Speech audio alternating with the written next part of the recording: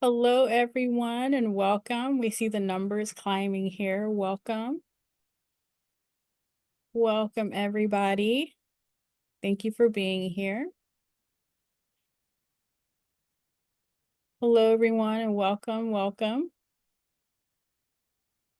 All right. So hello, welcome, everyone. Welcome to the Competency and Attorney Wellbeing Tools to Avoid Burnout and Make Good Choices. Thank you all again for being here. We're expecting a huge turnout. My name is Rianne with the San Diego Law Library, and we have the honor of having Meg Moore as our speaker today. So before we get started, just a few bits of housekeeping. First thing, this is a CLE presentation, and for those of you watching it live today, you will get a certificate of attendance from the library by email once we verify who actually attended. If you are attending today's session via audio and you dialed in a phone number, please send us an email with your name, phone number, and bar number in order to receive MCLE credit and a certificate. Again, you'll only need to email us your name, phone number, and bar number if you are joining us via audio and dialed in. You should have also received a handout for this presentation today. If you did not receive it, please email the reference desk at info@sdlawlibrary.org. And if you are watching the recording of this video on YouTube, we unfortunately do not provide a certificate for recordings, but you can access the self-study log on the State Bar's website, and there is a link in the description box below. All right, so back to those who are watching live on Zoom today. This is an interactive session, and you can ask questions by using the Q&A box at the bottom of your screen, and you'll see the little speech box with a question mark in it. Under the Q&A function, you may ask questions with your name or anonymously, whichever you feel more comfortable with. And we do hope to get to most of the questions by the end of the presentation. And finally, at the end of the session, you will see a link for a survey. So if you can, just please take a moment and fill it out. We greatly appreciate your feedback. Well, that's all I have, and we'll turn things over to Meg. Thank you so much, Rianne. Hello, everyone, and good afternoon. Thank you for joining me and the San Diego Law Library for this CLE, where we're going to start. I think this is the first year where wellness is now one of the required elements or one of the optional elements under your competency CLE. And as someone who has experienced burnout in my profession, as well as found really wonderful ways to create some harmony between all of the commitments I have in my life, work being one of them, I'm so excited to be here today to present this CLE on competency on behalf of the Law Library. So let me just make sure I can advance my slides here. Yes, it's working. All right. So a little bit about me. As Rianne did mention, you should have received, or you can email the ref desk if you did not, a handout that is a copy of these slides. And I would also encourage you, another little piece of housekeeping on my behalf, have something to write with next to you. There's some time where I may ask you to think about, okay, where might this apply in your life and how might you use this? So I know I'm presenting to a room full of attorneys. So if you're anything like me, you've got your legal pad handy and a pen. And so you can just have that along with the handout. If you printed the handout, there's actually space in the handout to write things down. As Rianne mentioned, my name is Meg Moore. My full name is Megan Myra Moore. I go by Meg Moore, and you will hear about me in the community as Coach Meg. I am both a licensed and practicing attorney and a certified professional coach.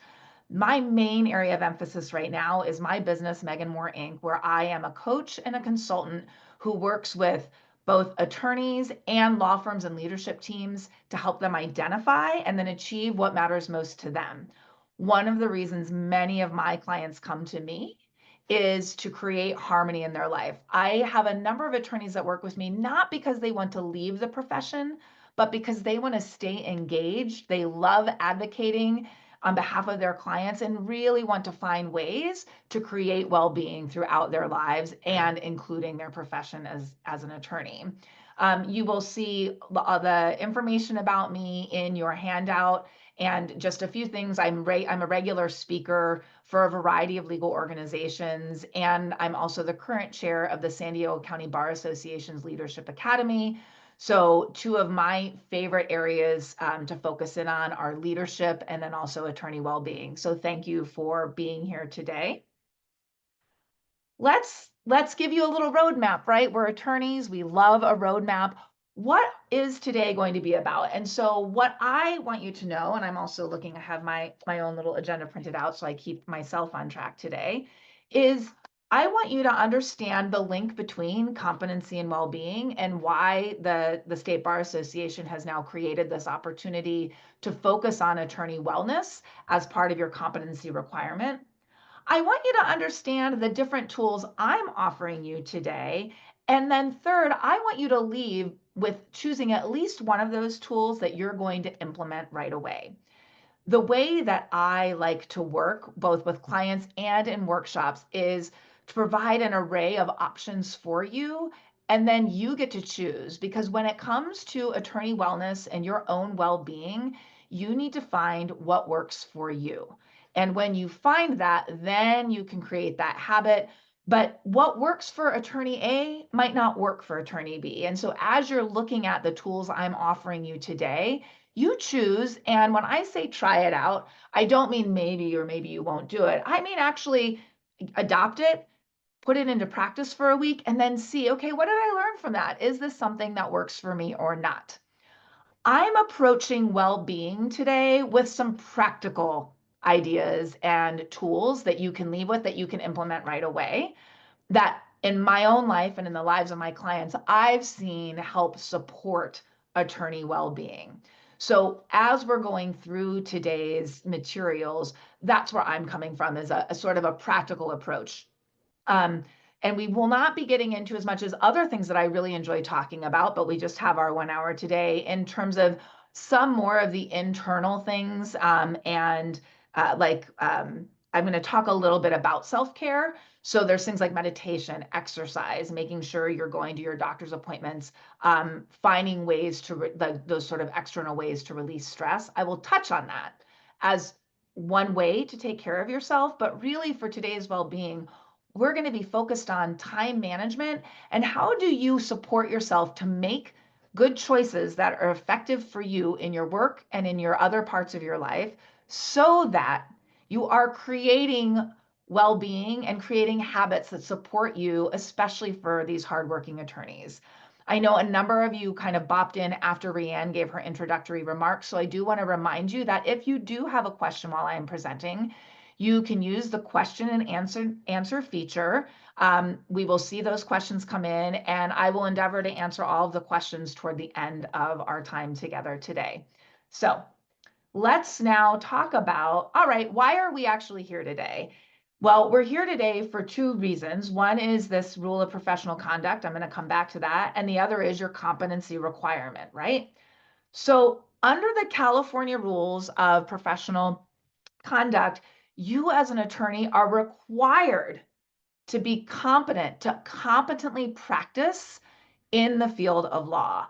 And what that means is that you have both the skill side, right? You've gone to law school, you've taken the bar exam, you probably go to substantive CLEs, your law firms that you work with, your organizations you work with, and or if you're a solo practitioner where you're attending conferences, you're focusing on that substantive and skill set part, the skills of actually practicing law.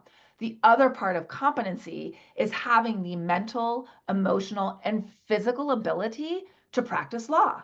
And that's the focus of our workshop today, right? Is to look at, okay, well, why is wellness a part of competency? And why did the state bar add this to your CLE requirement?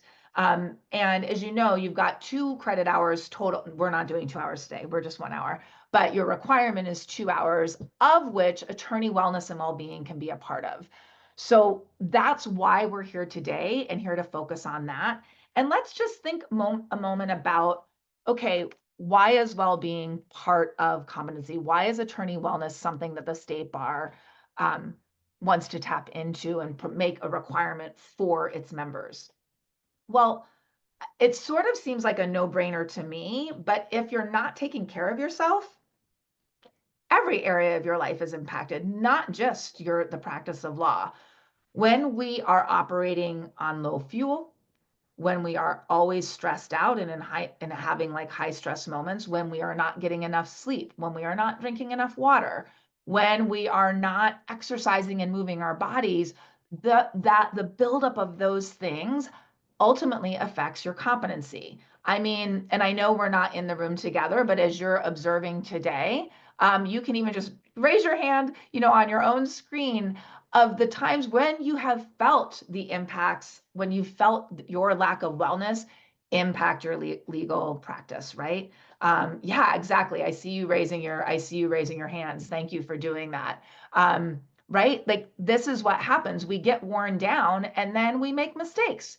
We aren't paying attention to our calendar. Maybe we miss a deadline. Maybe we miss a project we were working on at work. In addition, and simultaneously to all of the requirements you have to be a successful attorney, you've got all of your life, the rest of your life. Being an attorney is just one aspect of that. And when we are exhausted, when we are stressed out, that also starts to impact the other areas of our lives. And when we are unhappy in our personal life, right? Maybe we're having problems with our kids or our spouses or our partners or our roommates. Maybe we're not taking care of ourselves in one way. And so that's leading to one of the other popular competency CLEs, which is substance abuse, right? So we're drinking more, we're smoking a lot of pot, we are engaging in other recreational drugs or hardcore drugs. Those are my terms of art, not the legal terms of art, right? But when we're not taking care of our well-being and our own wellness, it can lead to that other side of competency that then can really impact, even more so than just the stress of your life. Now, if you're also abusing alcohol or drugs, it also then really begins to deteriorate your practice. So today's workshop is focused on avoiding that burnout, or when we're noticing the burnout. I mean, let's be honest, we are attorneys. There are going to be times in our practice and in our lives in general where there's going to be more stress. We're going to be working more hours than we might otherwise, right? It's when there is a trial we're preparing for, or maybe you're a transactional attorney closing a big deal, or you have a number of estate plans that are coming due, right? There might be a time when our stress goes up or we're focused more on work than we are at home. But when we're taking care of ourselves overall, we can avoid what can happen to some of us, which is complete burnout, overwhelm. I know for myself, when I'm in overwhelm, I just stop. I'm like, I don't even know what to do. And so today's workshop is designed to give you tools so that you can support your competency. I keep looking this way because this is what's on my other screen as I'm looking at that rule of professional conduct. You can support your own competency and your wellness. Um, Great. And I will let Rianne reply to questions about like the certificate and that kind of thing specifically for the CLE. So we talked about that. Now let's talk about what is wellness. So I'm getting this definition from the National Wellness Institute, and their definition is wellness is an active process through which people become aware of and make choices toward a more successful existence, a more successful existence. And I'm saying that because I can't say enough how much when you're taking care of yourself, that really helps support you in all areas of your life. And being an attorney is just one part of that. It's just one part of your life. So that's the definition I'm coming from. And let's talk a little bit about what happens. And in fact, I'm going to go a little bit out of order here on my slides. I'm going to zoom through real quick. And let's look at a day in the life, what might be the day in the life of an attorney. And I can tell you, I've had days where all of these things have happened. I am not an alcoholic, so I've not become an alcoholic, but I have definitely had moments where I've been like, I need a drink after work. Moments where I have been short with my colleagues. Moments maybe where I haven't, been like this lady on the phone yelling at opposing counsel, but man, have I wanted to. And I definitely lost my cool, right? That happens when we're stressed. There's been moments where I've needed help and I haven't asked for it. So I end up with my hands over my head, just sitting at my desk, like, I can't believe it. I'm overwhelmed. Moments where we're so exhausted, it's hard to get out of bed. Maybe we actually become physically ill. Also where we're not eating healthy, where suddenly I have not eaten all day and now I'm eating a lot at night, or over the weekend I am drinking and eating all of these sugary foods and the fattening foods, because I am feeling so much stress. So that can be one day in the life of an attorney.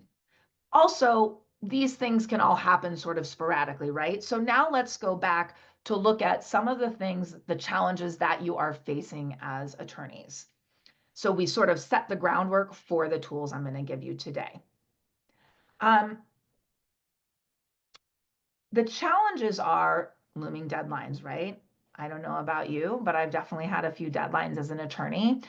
Often we're managing multiple responsibilities.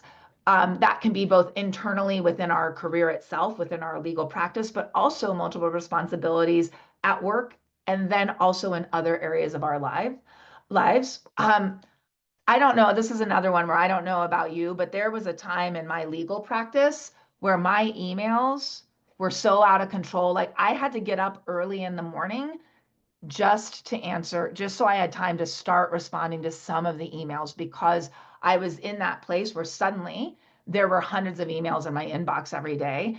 And some of which were just deletes, right? Like, oh, that was a message for, jobs that are available from the California Lawyers Association, right?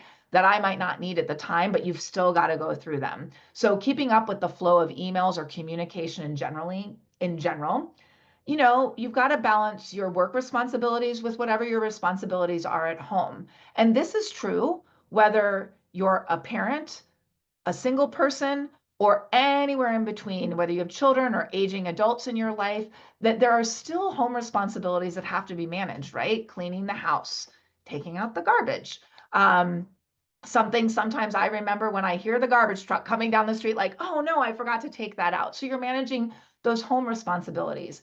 And I don't know about you, but oftentimes as attorneys, we can feel such a lack of control over our work and or our personal commitments. And I'm going to give a tool specifically about when we're noticing that lack of control and a mindset shift that we can make to address that. So when we're experiencing these challenges, we are having increased stress levels, right? Our stress goes up. We may have problems sleeping. Could be a big one for me when I'm stressed out. There's a woman that I follow on Instagram who just today, it was a video of like her conversing with all of the different parts of her when she's trying to fall asleep. So it was like her brain, anxiety, her to-do list were all like bopping up just as you're trying to fall asleep. It's like, oh, did you remember there's 14 things you didn't finish today that you needed to get done? Oh, before you go to sleep, I wonder if you should worry about whether the court's going to rule in your favor on that brief you just submitted, right? Oh, before you go to sleep, have you ever wondered why, the animals migrate when they do, right? Like our brains can just fire things off, especially when we're stressed out. Um, we're attorneys, so we sit a lot. I'm sitting right now. I'm sure many of you are. I would encourage for those of you that have that standing desk, now's a great time to stand up. You're not on screen. No one can see you. You can maybe get a little bit of movement in. I'm sure I'm getting steps on my Fitbit right now. But we are, have the sedentary lifestyle. We may create some poor nutritional habits, going out to lunch every single day, or skipping meals, or just eating all of our granola bars throughout the day and not have any sort of vegetables or fruits. We could feel a decline in our energy, right? Or just a lack of energy. I know for me, and I think that as I'm getting older, there's a contribution to that as well. I have a lag from around 2 to 4, a lag of energy that I experience. And so I work on ways to combat that don't require me to drink caffeine. Sometimes I drink caffeine, right, to get that little pick me up. We can also have health related issues. So, what are the consequences of engaging in our lives like this day after day, operating at those high stress levels? That's when we start to see mistakes in our work product or communications. Anybody ever send the email with the wrong date or the wrong phone number in it, right? Like that's when we can start to see mistakes like that. We might miss a deadline, either an external deadline from a court, an arbitrator, someone outside of the firm, a client deadline, or potentially even a deadline that's been set by one of your colleagues, supervisors, or someone else that you work with.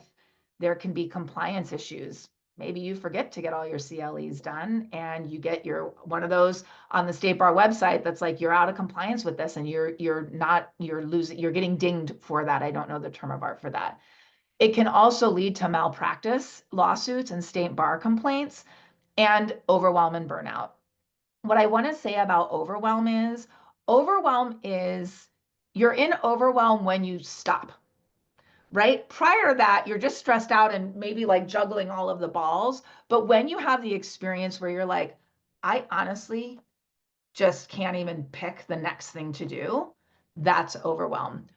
Burnout, as I'm using it here, is when you now feel like I'm going to quit my job. I have to leave. I know attorneys who have reached burnout and given 2 weeks notice, right? And so that's what I'm talking about when we're burned out, that we're ready to leave the current job that we're in, if not perhaps the profession. Okay, so we talked about a day in the life and the challenges and some of the consequences, why we're here for the CLE today. Let's talk about some strategies you can implement today. What literally when we hang up from this CLE, hang up, you can tell I'm still a child of the 80s, right? I'm on the phone, even though we're here on this screen together. Some strategies now that you can implement today to help address your own well-being. And we're coming at this from the lens of managing your time, which means managing your energy. I do have a spoiler alert. I don't know if you know this, but we all have the same amount of time in a day. And you cannot create more time. You cannot create more time. It's there and you have access to it. And how you manage that time is going to directly impact your energy and also really then impact your well-being and how you're feeling throughout your day. So strategy number 1 is building backwards and chunking it down. So I don't know who here is familiar with Stephen Covey's The 7 Habits of Highly Effective People. I, in fact, just got a new copy for the holidays. So you're welcome, Stephen Covey, for the little shout out there. This is sort of translated a bit from that book. And there's two takeaways I want you to have from this. One is put in your big rocks first. I'll explain. And then also build backwards. So let's talk about your big rocks. So I'm going to advance here. And this is an opportunity for you to think about what might your big rocks be. And also maybe, what is she talking about? Put your big rocks in first. So take a look at the jar and notice if you wait to put in your big rocks, I'm pointing like you can see me, it's overflowing, right? And you don't have enough room in your jar. So if your jar is the time you have in your calendar or in your day, and the big rocks aren't fitting, that means you're not taking care of them. They're not fitting within that jar. So putting those in first, and if you put them in first, you'll look more like the second jar, where the smaller rocks, like daily tasks that you might have, emergencies that might arise at the last minute, phone calls you need to take that are happening during the day, picking up your sick child at school, they become easier to add in because you've already accounted for the things that are important to you. So what are some of the big rocks? I was fortunate enough to be alive with a group of attorneys recently, and they were sharing some of their big rocks. And one of them was, okay, the things I do to take care of myself. So some of those big rocks under that wellness umbrella, exercise is one. Get that rock in first. Spending time with your family, your partner, your friends, that's another big rock that you don't want to, that's sort of like your non-negotiables. It might be other aspects of self-care, things like your medical appointments, making sure you get those in first. I know I myself have had where I've had to go to urgent care or I've forgotten, and then it's like, oh, now this is really feeling urgent because I haven't put that big rock in first. So I want you to just take just a moment and think about what some of those big rocks might be for you. On the work side of things, the big rocks may shift a little bit from time to time, but a big rock might be you're closing a deal soon on behalf of one of your clients, big rock. You have a trial coming up, or potentially you're submitting briefing papers like for a motion for summary judgment. That's a big rock that you can put in first. so that you can, again, add the smaller rocks. So what are some of your big rocks? Like I said, I encourage you to capture some of that right now, and I've given you some suggestions of what those might be. The benefit of adding those first to your jar of time is that then they're on there. So for example, calendaring when you're going to get some physical activity. That might mean a 15-minute walk in the middle of your day. That might mean for many of you, you like to go to the gym, but getting that on your calendar, um, getting the deadlines that are big for you onto your calendar, spending time with your family.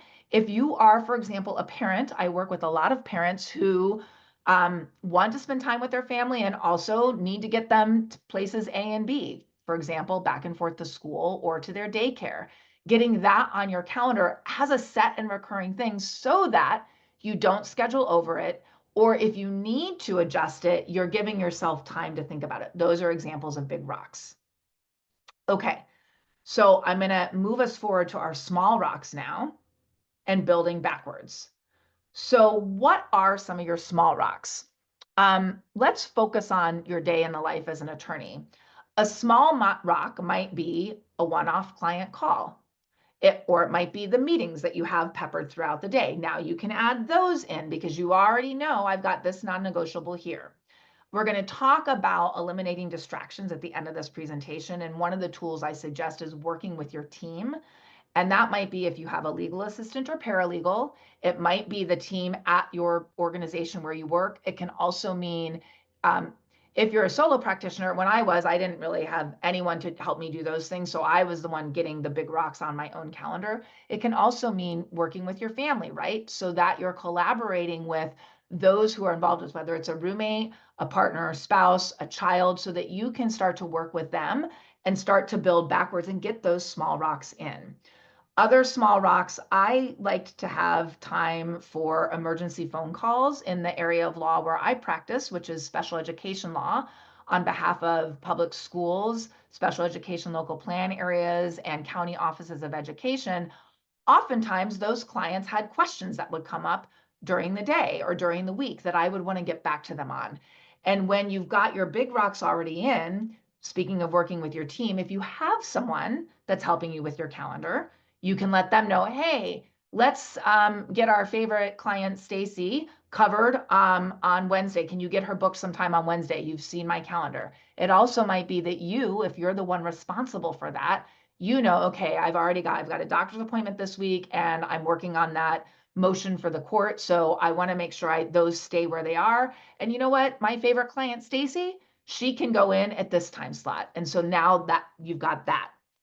Also, when you put your big rocks in, like your deal that you're closing, the estate plan you're drafting, the motion for summary judgment that is due on a certain day, now you can also build backwards with tinier rocks, maybe mid-sized rocks, right? Where you can set yourself up for, okay, this is due in a month.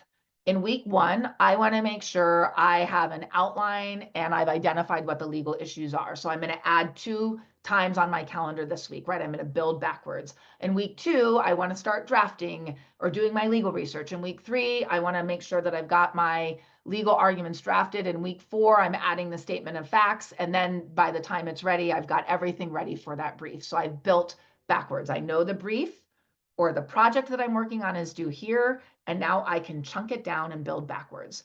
This is not like, I'm sure many of you have heard of this before, right? This is not rocket science here. However, it is so, so helpful to do these things, get those big rocks in, and then to the extent you can, chunk them backwards. And then you also have that space for your small rocks. So that's tool number 1.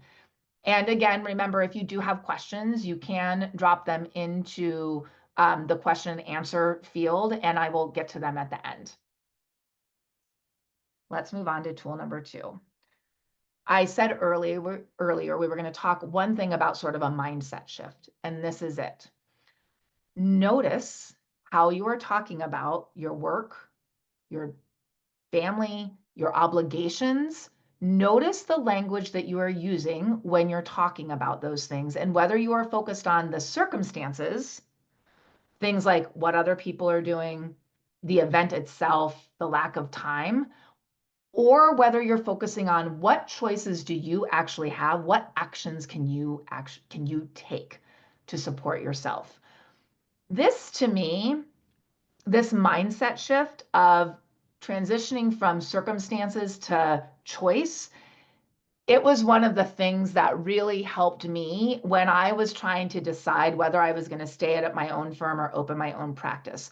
Because I started to see, I was saying a lot of times, oh, if only I had more time, or oh, God, my firm always does X, Y, and Z.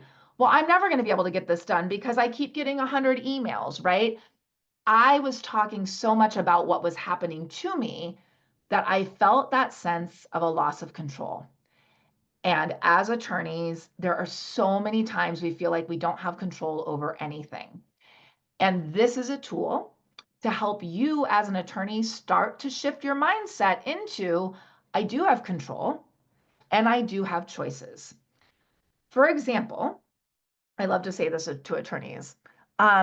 You actually don't have to file your brief on time. You don't have to submit things on time to the court. Do you know how I know this? Because I know plenty of attorneys who have missed a deadline.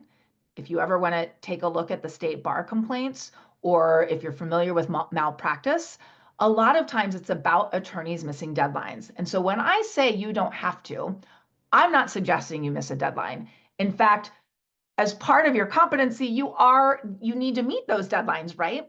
But we start using language like, well, I don't have a choice. I have to file this brief today.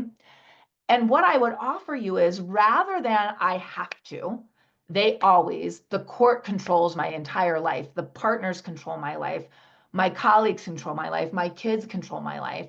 Rather than focusing on those circumstances, make a shift in your own language to be speaking out loud the things you do have choices on and why you are making those choices. So again, when I say you don't actually have to submit that brief on time, what I mean is this: there are a million other options. You could ask for an extension, right? You could reach out to opposing counsel in the court to say, or whomever is involved, can we get more time? You could just miss it and mea culpa later. You could miss it and get disbarred, right? All these other options. There is a reason that you as an attorney choose to submit things by the deadline. Those reasons are myriad. I'm going to give you a few that I hear commonly. One is, I'm an advocate on behalf of my client, and it matters to me that I am representing them in a way that is going to be effective for them, which means meeting the deadline. I am in integrity. I have a lot of integrity. I am in integrity with who I am as a human being and who I am as an attorney. And because of that, it matters to me to submit things on time because it speaks to who I am as an attorney and a human being. So I choose this profession to be a zealous advocate, and I choose to submit this brief when it's due, even though I might feel stressed, even though I might be frustrated, even though it might be because opposing counsel filed a TRO on Friday and I'm going to work this weekend. You do have a choice. And the choice that so many of you make is to zealously advocate on behalf of your clients and spend extra time at work. Go in on that weekend, work late the night before a brief is due. I hope that tool number one helps you avoid some of that. But to the extent you're feeling like you have no control over your life, like I can't control what the partner says to me, that's true. You cannot. I've worked with some amazing mentors and partners in my life who supported me. I have also, and clients, right, who are thoughtful and efficient and recognize time. I have also worked for other kinds of people who have raised their voices at me, who have not given me all the information I need and then have gotten frustrated when I didn't include it in my memo, right? So it is true. I can't control that other person. I can control how I react to that situation. I can see what I'm learning and what are the choices I have. Oftentimes, when we are dealing with other human beings, opposing counsel, colleagues, supervisors, the court, we may have an opportunity to say, you know what? a choice I have is to follow up with that person and make a different agreement with them. I have a choice to say to that person, this isn't working for me. I have a choice, and my choice might be I'm going to suck it up. I know this partner is not my favorite person or is demanding, and I may choose not to say anything for whatever reasons that might be, but that is a choice you get to make. And when you start to notice how often you're saying, I can't, I have to, they always, I never have enough time, that's the switch. Can you say, okay, I am choosing to put more time into my work right now than I am at home. Why is that? And then you might even have the opportunity to say to yourself, you know what? I am going to make a different choice. I am going to set aside Wednesdays to spend time, have dinner with my family, whatever that might be. I am going to not work on Saturdays. And I'm going to figure out the choices I do have so that I can also be successful in my career, even when I may be dealing with demanding clients, demanding family, a demanding court, demanding colleagues. And to think about why you are making the choice you are making. Why are you working with that client? And sometimes it leads us to realize, you know what? I am working with this client because I'm a zealous advocate and my integrity matters to me. And I'm recognizing this isn't the kind of client I want to work with. I am working in a very demanding schedule because I love the practice that I'm in. I had a client who was involved in real estate transactions, and it was very stressful, right? There was a lot of moving parts that needed to be handled. And when that person started to sort of navigate it from, okay, what are the choices I have and why am I making this choice? It helped that person alleviate a little bit of their stress. So again, I'm not saying your job isn't stressful. I'm not saying all of your clients and your colleagues and the court will always be nice and empathetic and give you more time. I am saying when you notice you are focused on your circumstances and you can start to shift to the choices you do have, that can support you in feeling more empowered about your life, in noticing different possibilities or opportunities you might have that you didn't notice before, and then making choices going forward. And other things I hear is I have to take my kids to school, or I have to pick them up at the end of every day. I got to get them to one of their whatever they're engaging, whether it's sports or some sort of after school activity or weekend activity.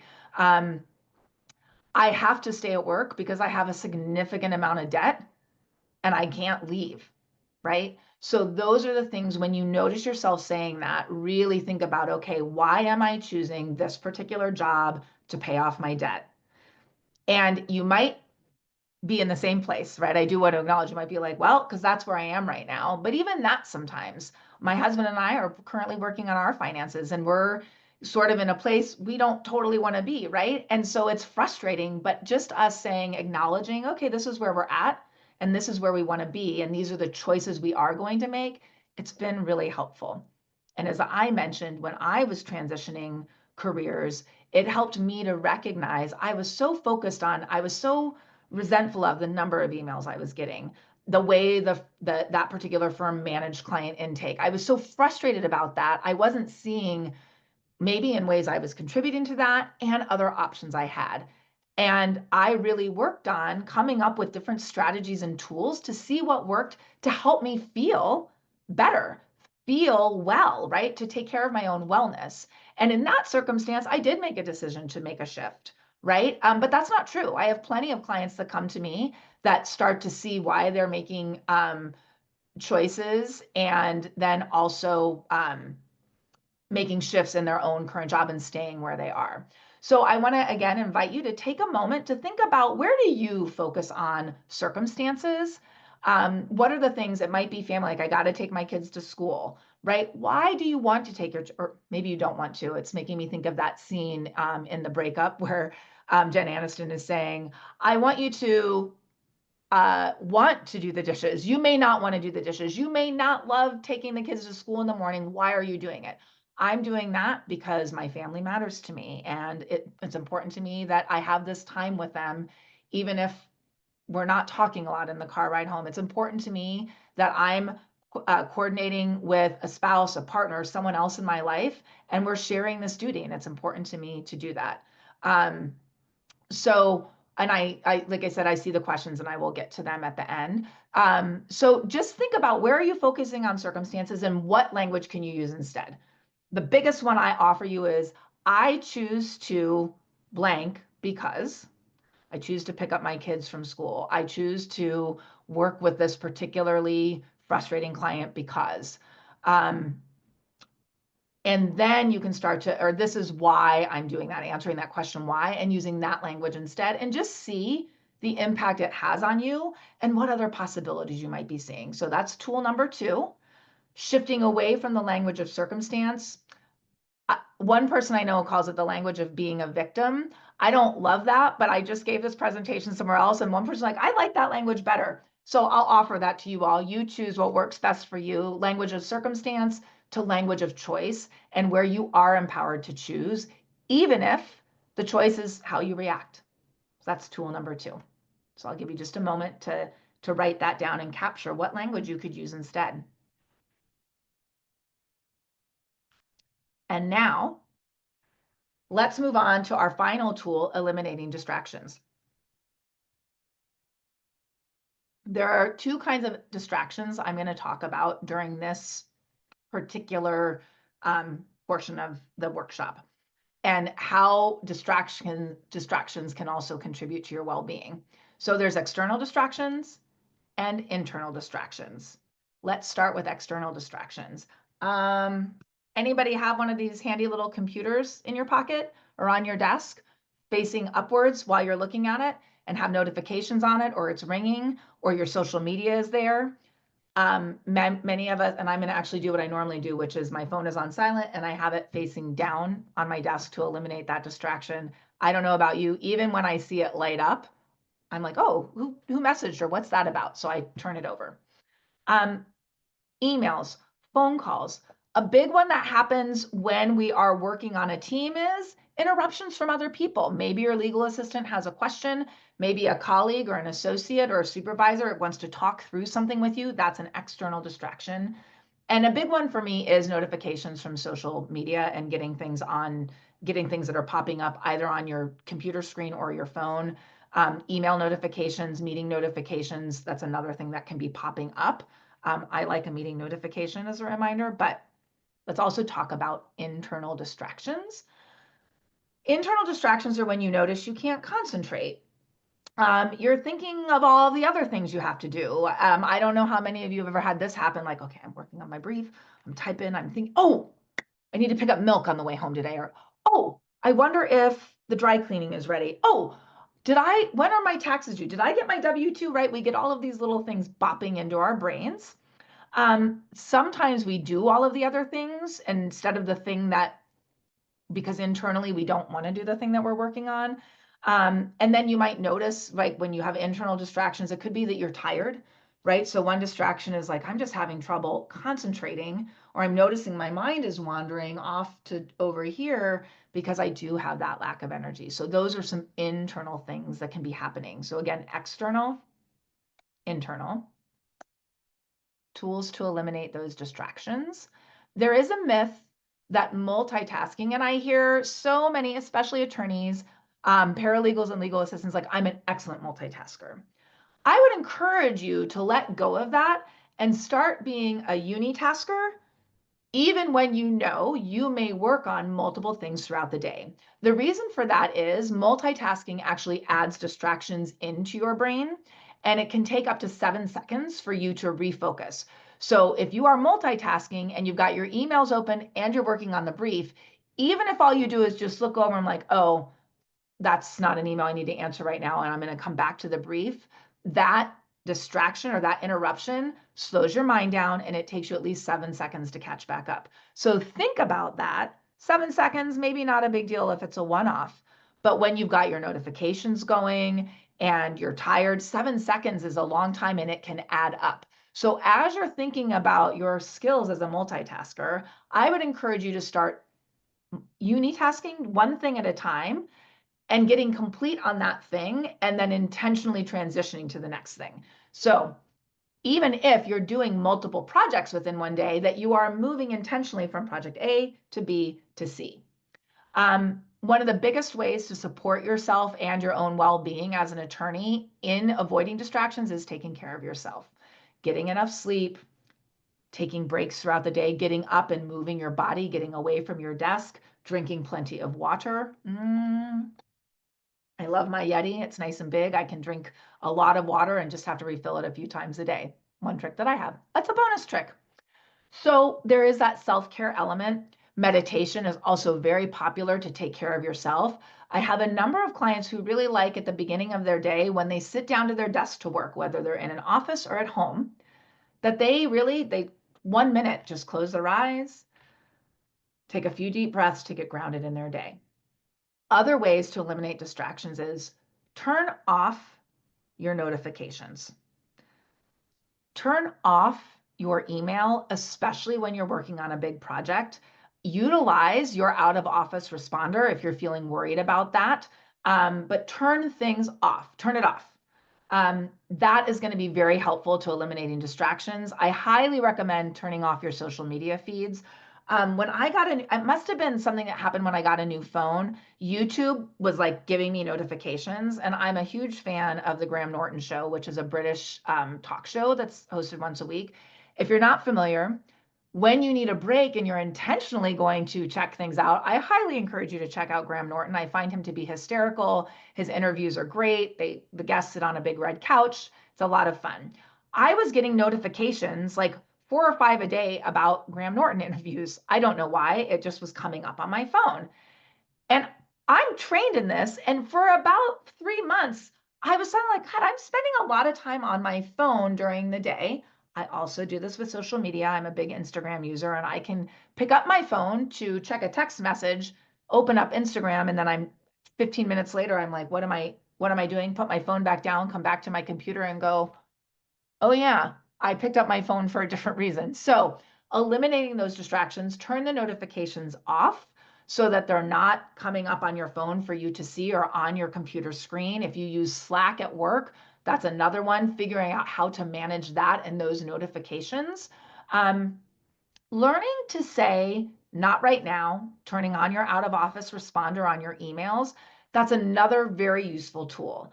I know that saying not right now can be challenging, whether it's because you're talking to a supervisor or you just want to help your colleagues, right? Someone bops in or sends you a Slack message or whatever you're using. Hey, do you have a minute? Being able to say and building that muscle, building that skill to say not right now, I'd love to talk with you later today. Or turning on your out of office, and maybe you can use the internal out of office to say, hey, working on the big brief that's due on Friday. Everyone knows we're doing on Friday. I won't be available for the next 2 hours. Utilizing those tools in a way that works for you and for your team so that you decrease the number of interruptions you're getting. Or when you get the interruption, saying, actually, not right now. Would it be possible for us to talk later today or tomorrow morning? And then also keeping a notepad nearby so that as you're writing, that you can write, like I said, I'm notorious for like, oh, we need milk. Keeping something nearby where you can write those brilliant thoughts down, whether it's you need milk or I haven't heard from this client in a while. I wonder if they want to reconnect. Having something where you're writing those things down so then your mind can let go of them and you can return back to what you need. Using a timer is another great way. I find this particularly useful for tasks that I don't really want to do. Like maybe I do need to do draft an email on legal research I've just done that I'm getting to a client. I just don't want to draft it. Using a timer is a great way to say, you know what, I'm going to spend 36 minutes on this, depending on how you bill. You know why I'm saying 36 or 42, whatever the increment of 6 is, or I'm only going to spend 1 hour on this and I'm going to put my timer on. And when it goes off, I'm going to turn to something else. That can also be useful if the other thing you do is get so sucked into something that you lose track of time and suddenly 3 hours have gone by. Great. If you need a break and you want to be on Instagram or on social media, turn a timer on for 15 minutes. And when that timer goes off, that's your signal that your break is over. So timers can be so useful both to help you stick to something you want to stick to or to interrupt your brain when you're taking a break and you know you need to come back from it.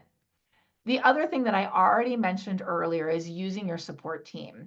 So when you have things that are happening in your life, whether it's you're leaving the office for a medical appointment or a deposition or a mediation or a client meeting, or you've got something happening in your home life, there's a graduation maybe that's occurring, or a family member is in the school play or is doing something during the school day, making sure that not only are you putting it on your calendar, but the people who need access to that can have access to that so that they can support you in a way. They might be the ones to say, not right now. They might be the ones to field some of the emails that you're getting.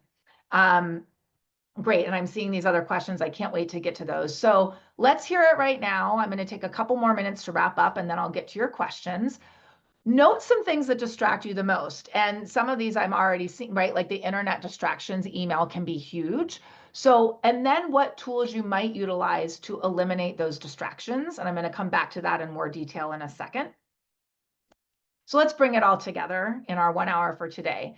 When you build backwards and put your big rocks in first. When you start to shift the way that you're communicating about your life into the choices that you're making and that you have, when you eliminate distractions and can stay focused more, you are going to feel less stress, feel well, and be able to meet the very important competency requirements of our profession, because you are coming at your job from a place where you're working to create more harmony amongst the many competing responsibilities. So that means when you're doing those things, you are a lawyer who is not repeatedly failing to perform the services required of your profession, of your practice, and that you are in the mental, emotional, and physical state so that you can best do your job. So I'm going to come back to it's time to implement, and I believe both Rianne and I are going to have surveys that you can answer, so I'm going to come back to that. It's time to implement. So while I've got this screen up, what I encourage you to do is pick one of these tools and pick one and implement it for a week and see how that's helping. And so now let me look at some of the questions that we've got in the question and answer. So one of them is, will the Franklin Covey description of the Big Rock help me understand my recommendations on using the Big Rock technique? If you're asking if that's a good book to read, yes, it's a great book to read. There's great habits in there, and a lot of very successful attorneys and other human beings in other professions utilize that. So yes, I definitely recommend that, and recommend really envisioning what are the things that are important that we sometimes leave out, putting those in, right? So that you can then tackle those smaller rocks. Any tips for disconnecting from internet distractions when we needed to access our practice of law? Also for solos, right? For that sense of connection to the world. Yeah, one tip that I recommend is turning on your timer and turning things off for a set period of time. So for example, for emails, look, opposing counsel who's angry at you is going to still be angry at you in 20 minutes, right? Or the email that usually can wait 20 minutes, right? Work within the confines of your organization. With that said, if you're a solo, and that's also how you stay connected, maybe Facebook, Instagram, TikTok are things that you really enjoy. Maybe Slack is how you are utilizing to communicate. That's when I recommend making decisions about when you might turn those notifications or turn that app off, and then go back and turn it on intentionally. So that's one tool. Again, you could use a timer for that. And even just the act of turning the notification off, so you're not getting the little bloop, bloop up on your computer screen from your email, turning that off. The last thing I'll say is you can also set aside time in your calendar for when you're going to be answering or checking your emails. That's another tool that you can utilize so that you are feeling connected. And the other thing I would say is, for connection, when you're a solo practitioner, a lot of us work from home, we're not even going into offices anymore, is also identifying the out of work organizations or activities you may want to do that help you be connected. I'm very active in the County Bar Association. I know a number of people, I can see the names on this call, are very active in Lawyers Club. So choosing something that also provides you some connection. and adding that and making sure it gets calendared. So that way you can sort of maintain that connection. And again, I'm not suggesting you don't check your email all day if that's not that's not permissible within your practice, but turning it off for 10 minutes can be great. Which leads me to the next question of like, what if you don't have any support, right? What if you're a solo practitioner? Maybe you don't have a family, you're not married. So a couple of suggestions. One is you are going to need to strengthen your own muscle for calendaring and scheduling for yourself, because that may fall on you. So you may need to set aside some time to put those big rocks in and get them on your own calendar. Maybe not what you want to hear, but that's part of it, right? The other thing is something that I utilize when I'm working within my own coaching groups, facilitating a coaching group, and that I use in my own life is you can also get an accountability partner. That means that you, as a solo practitioner, may then be able to have someone in your life, another solo practitioner perhaps, where you have a 30-minute weekly check-in on the outcomes you want, how you're doing, your well-being. Maybe you meet that person for lunch once a month. But that's another great tool if you're a solo practitioner, is to find someone else outside of your organization that you're using to check in both on the well-being part of this, but also on what your goals and outcomes are for your month. How's it going on the brief that you're working on? Hey, did you take that trial prep class? Whatever it is that you're working on, an outside person. Figuring out how much time to budget for any particular project, I'm going to give you the tip that my coach and mentor gave to me, which is triple it. Until you really learn, triple the time. So if you think doing the legal research for the brief that you've been asked to write or for the client question is going to take you an hour and a half, spread that out even longer, triple that. I'm not going to do the math for myriad reasons, because I'll probably give you the wrong number, to triple the time.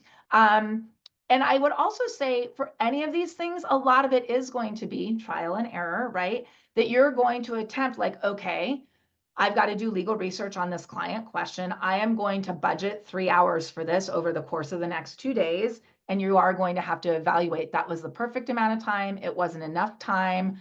That was too much time, so that you do learn. I will say to everyone in this room, and I suspect our experienced attorneys will also say this, we don't always guess right. And there are times when you underestimate, but that is where, for everyone in the room, including the junior attorneys trying to figure things out, add extra time on so that you do give yourself a window. The other thing I would suggest is make sure you're budgeting time in between projects that you're working on or meetings that you have, whether it's 15 minutes so you can get up and move and use the restroom or get a snack, or whether it's a longer amount of time so you can readjust and make sure you're answering those emails.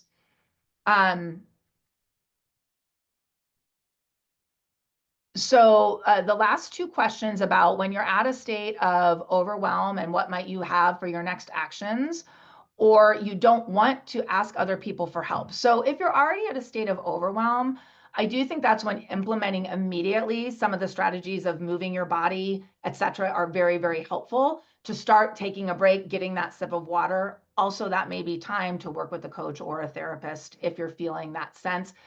Share what you're feeling with your colleagues.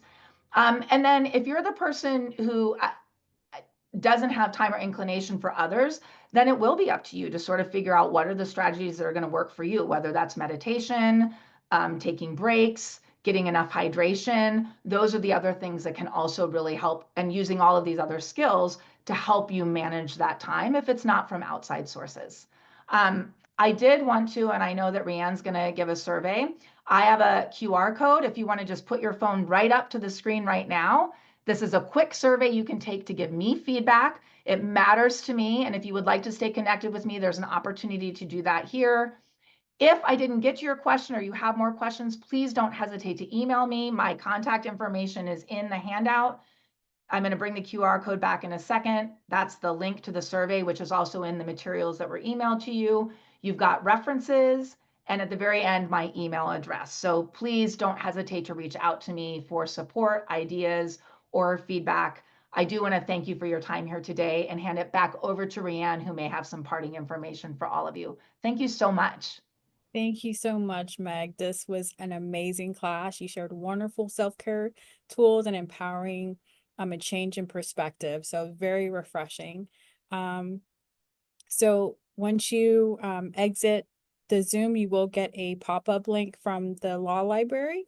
if you could all take that. Meg, there is one more question. Can you recommend any books written? Yeah, and I'm typing Oh, it in. oh, okay. Coaching for Attorneys by Cami McLaren and Stephanie, I think it's Finelli. I'm not looking right at it, so I'm going to hit send on that. Coaching for Attorneys by Cami McLaren and Stephanie Finelli. I actually worked with Cami. That book is great. And for the person who was saying they don't want to necessarily work externally, that's also a good book for that. Oh, that's weird. It says the QR code isn't, of course, the QR code isn't working. Then I encourage you to click the link in your materials. Thanks for letting me know about that. I feel like there was another question, but maybe I got it. But that's the book I would recommend. Awesome. Thank you so much, Meg, and thank you everyone so much for participating today. And you have a wonderful rest of your week. Thanks, everybody. Thank you, Rianne. Thank you, Meg. Bye. Bye-bye.